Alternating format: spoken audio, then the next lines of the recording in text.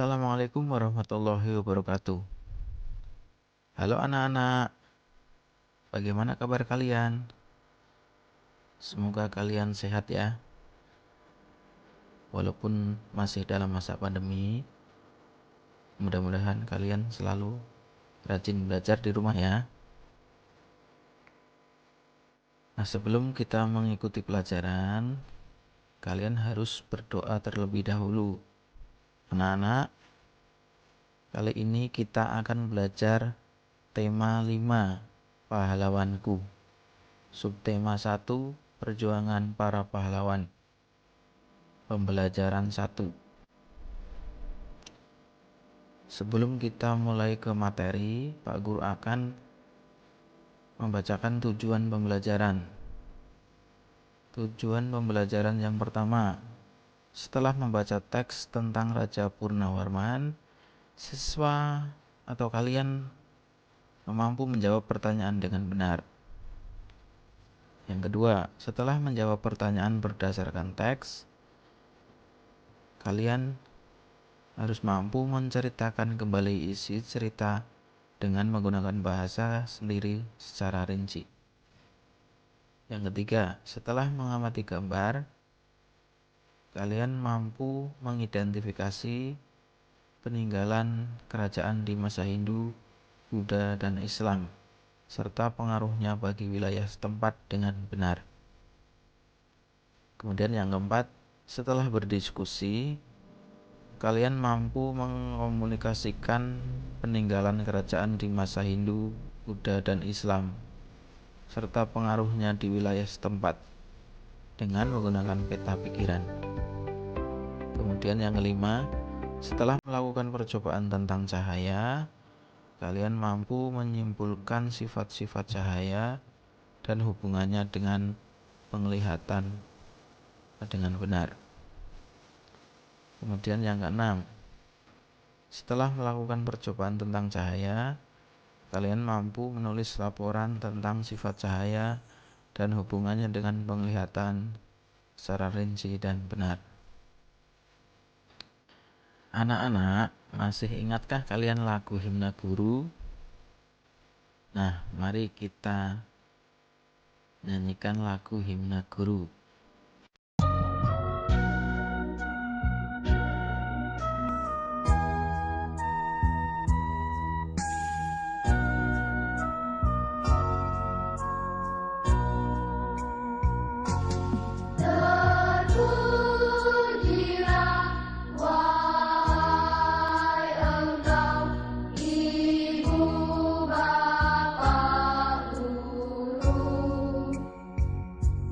Now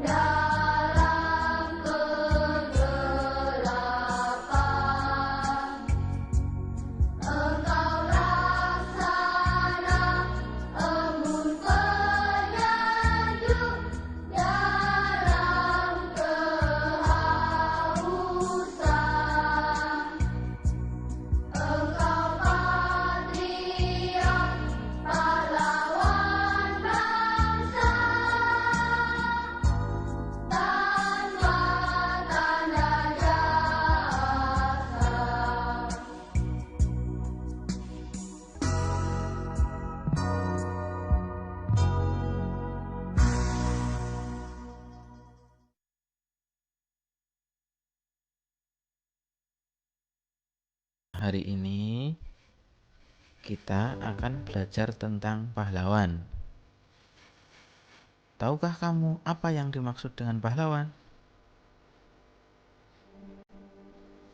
Pahlawan adalah orang yang menonjol karena keberaniannya dan pengorbanannya dalam membela kebenaran atau pejuang yang gagah berani. Bagaimanakah perjuangan para tokoh di masa kerajaan Hindu, Buddha, dan Islam?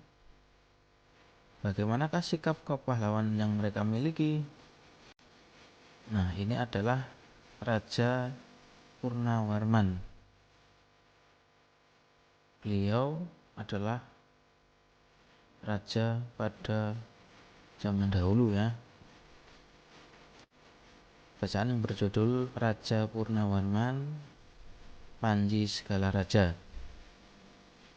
Jadi Raja Purnawarman mulai memerintah kerajaan Tarumanegara itu pada tahun 395 Masehi. Pada masa pemerintahannya, ia selalu berjuang untuk rakyatnya. Ia membangun saluran air dan memberantas perompak. Perompak itu rampok nih. Kemudian Raja Purnawarman sangat memperhatikan kesejahteraan rakyatnya. Ia memperbaiki aliran sungai Gangga di daerah Cirebon. 2 tahun kemudian, ia juga memperbaiki dan memperindah alur sungai Cupu, sehingga air bisa mengalir ke seluruh kerajaan. Para petani senang karena ladang mereka mendapat air dari aliran sungai, sehingga menjadi subur. Ladang para petani tidak kekeringan pada musim kemarau. Nah, Raja Purnawarman juga berani memimpin. Angkatan Laut Kerajaan Tarumanegara untuk memerangi bajak laut yang merajalela di perairan barat dan utara kerajaan. Setelah Raja Purnawarman berhasil membasmi semua perompak, keadaan semakin aman. Rakyat di kerajaan Tarumanegara kemudian hidup aman dan sejahtera.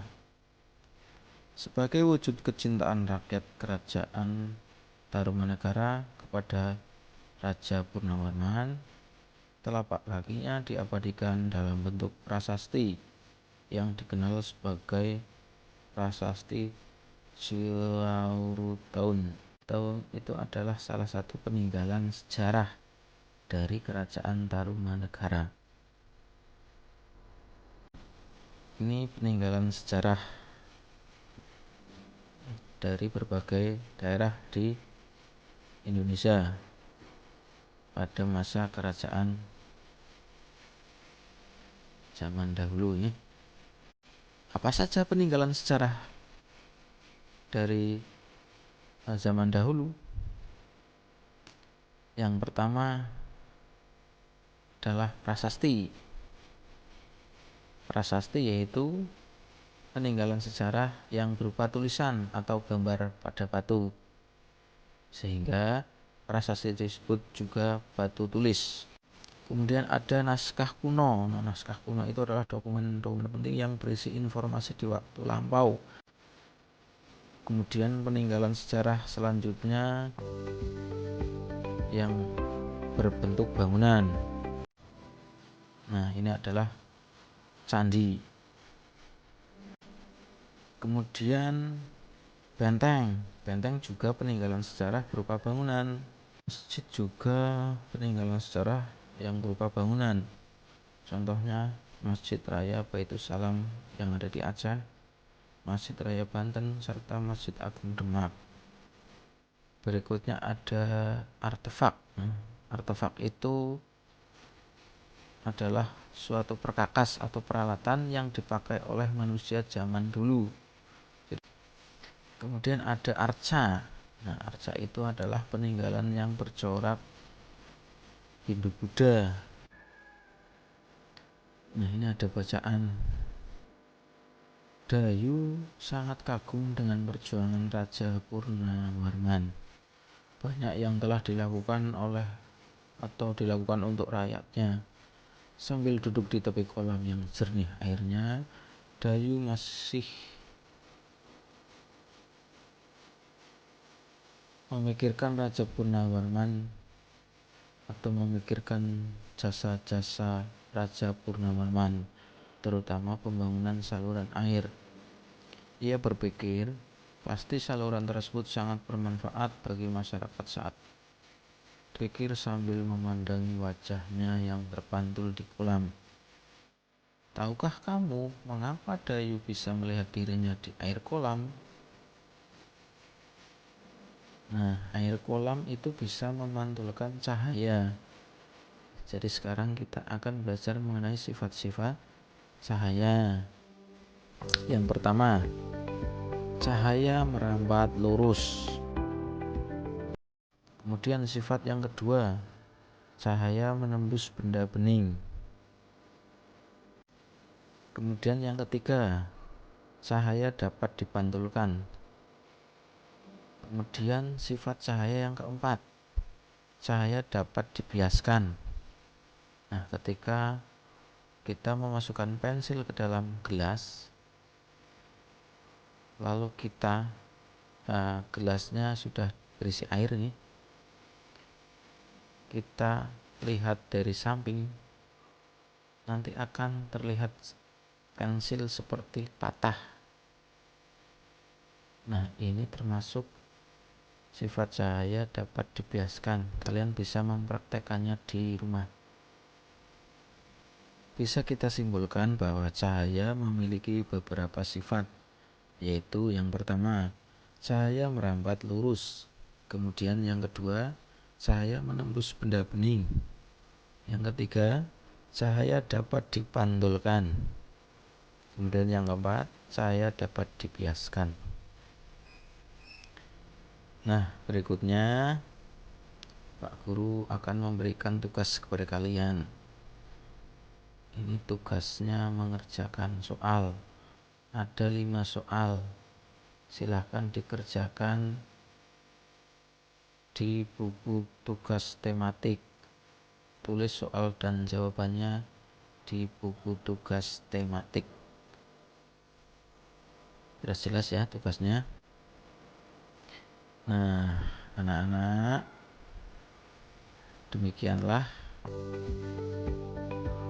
pembahasan materi pada kali ini. Jangan lupa kalian di rumah selalu jaga kesehatan.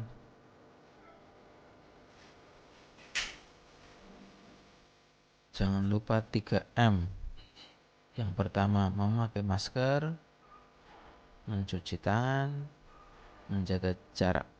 Pak Guru akhiri, wabillahi taufiq wal hidayah. Wassalamualaikum warahmatullahi wabarakatuh.